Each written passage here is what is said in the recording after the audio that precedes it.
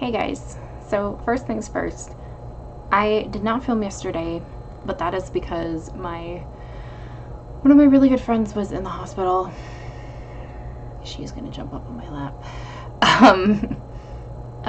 A few days ago, and I went over to see her and spend some time with her. She's doing fine. It's just she had a severe allergic reaction, and it was pretty scary.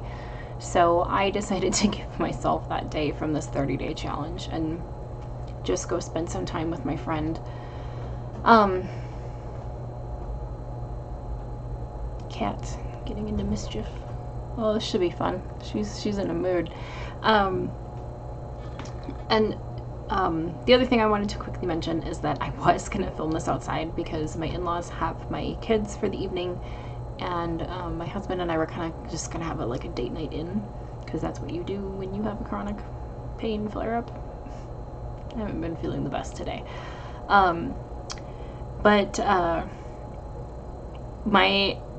The house next door to me is up for sale. And so they've been showing the house all evening, and I was like, it's not gonna do that. Also, it is hot outside, and the annoying thing about Minnesota is it's humid. Yeah, I know, I never expected Minnesota to be humid, but it is grossly humid here in the summer. And if I had known that, I miss Washington.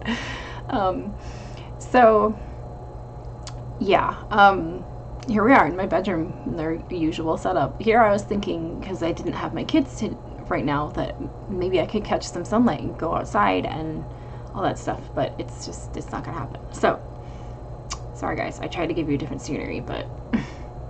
So, I'm not even entirely sure how this one's gonna go today. I don't have a complete set topic in mind. There's a few things that I want to talk about, and I think they kind of link with each other.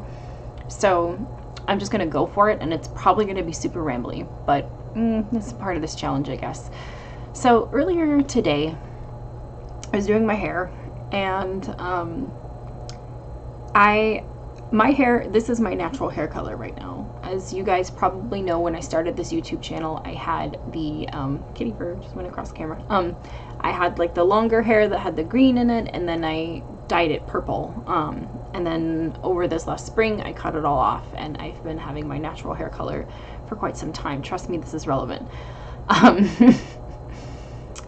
So I was doing my hair, and I, for the first time ever, found a gray hair, and I was like, whoa, this is crazy. I have not found one yet. And I was actually just saying a few months ago to my husband, I haven't found any gray hairs on me yet, but he's getting them all over in his beard and in his hair. I don't mind it, he looks good. But I had the first initial reaction that I think you would have, which is kind of that grief where you're like, oh man, is this really already happening? But I guess, honestly, I went a long time without finding them. I'm approaching my mid-30s, so so I was kind of surprised at it. But then all of a sudden, this feeling washed over me as I'm staring at this hair pinched between my fingers, and I'm like, I kind of want to put this on my ancestral altar, because looking at this and looking at the cycles that I'm going through in my life is the same as the cycles that the women before me have, be it in my bloodline or not. And I felt just this strange connection to my ancestors, and it was just so weird. I was just staring at this gray hair in my bathroom thinking, wow, this is actually really powerful. And I don't know what came over me, but as I'm standing here looking at this and having this kind of revelation about it, I guess, I had felt my great-grandmother's presence. And actually, I can reach the picture. I should do a tour of my altar, my ancestral altar, my altar for the dead. But this is my great-grandmother. I'm sorry for the glare, guys, but I don't know how well you can see it from everything, but she's with me. I'm about 2 in that picture, and she passed away when I was 16. She was a big part of my life, and with these experiences that I have with mediumship and everything that has become ever more prevalent after my mother's passing last year, I've come to honor these experiences when they come. So I'm standing in my bathroom holding this gray hair, having this revelation about aging and how it's connected to my spiritual path, and I suddenly feel or more smell the scent of my great grandmother's house. And I was just like, it's kind of, hey, great grandma, how's it going? You know? And I've learned to just roll with those experiences instead of brush them off and be like, no, this can't be because logic A and logic B. I can't do that to myself anymore. I'm completely suffocating something that honestly I think has a lot of potential, and I don't want to ignore the experiences that I have with mediumship, because I've had numerous amounts of them, and as I have gotten older, they have become more prevalent. I think because what occurred is when I was younger, I had a lot of them and I suppressed it. So I went through trying to find an explanation in all the wrong areas when I was younger. And then the catalyst to it all partially was my grandfather's passing, which was 10 years ago. But even then, I continued to ignore the experiences until they were so powerful enough that I was like, all right, okay, I get you, spirit, what's up? But my mother's passing was the biggest catalyst. It was the thing that changed everything for me, in the sense of I can't ignore this about myself anymore. So, and I've talked about this a little bit on my channel here and there as it's kind of started to unfold, but mediumship is what led me to paganism. My research in mediumship is what brought me here.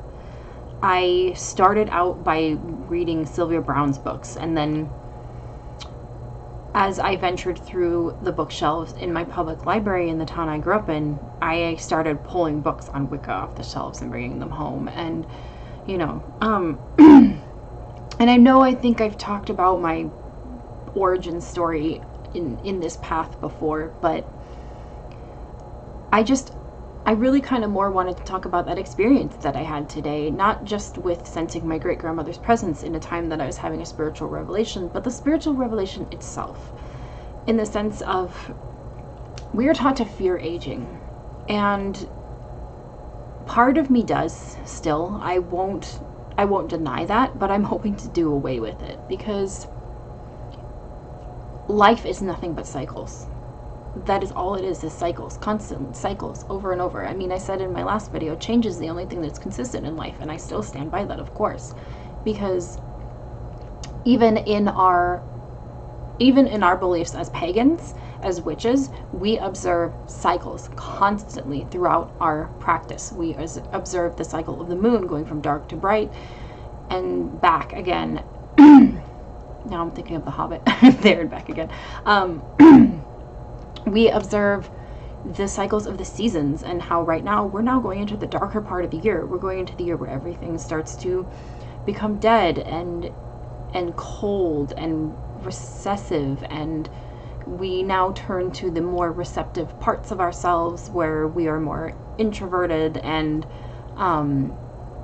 for me, this time of the year starts in August, and it slowly starts to get stronger and stronger. And my 3 favorite holidays in the Wheel of the Year are the next 3 that are coming up. And I'm going to talk a little bit more about my plans for Mabon and all that stuff as we get a little closer here. We're just a few days away. Mabon is on Monday. But this is my favorite time of the year. This is the time of the year that I feel the strongestly connected to connected to my path, my magic, and my spiritual self. And I just love it. I love everything about it. And when I have experiences like this, it teaches me that cyclic nature is to be revered, because this is what life is. This is what our existence is. This is what I believe that our ancestors do as well. They come, they go, and we are created, and we come and go, and, you know, so forth. So I don't know. I was just amazed at the reaction that I had to experiencing just finding a gray hair. And it's funny because it's something so small that brought about something so big. But aging and going through the cycles of life, it's all part of it, and it's all rites of passage, and it's, again, all that cyclic process. My cats are fighting in the hallway. They're 15. I'm peeking at the time here. The other thing I kind of want to talk about a little bit today, and I was debating whether or not to throw in another video. You know what? I think I'm going to save that for another video. So there's a part of me now that's like, save it for another video. So we'll stay tuned. Anyway, guys, I hope you enjoyed this video for today and my experience with finding a gray hair. It's partially humorous, but at the same time, you know, there's a lot of very important things that happened as I had this first time experience. So I'm pretty sure most of you are gonna comment and be like, you're 33 and you're now finding your first gray hair. I'm sorry, I don't know, it's just genetics. Don't hate me. Girls. Anyway, thanks guys for watching as always, and I will see you tomorrow in my next video. I'm coming up on the end of this 30-day challenge, so I really appreciate you guys sticking with me and kind of watching this process unfold. It's been really fun to do, and I'm going to be doing a lot of my closing thoughts on it, I think, on the last video I make for my 30-day challenge, which is on the 29th. So, thank you again, and blessed be.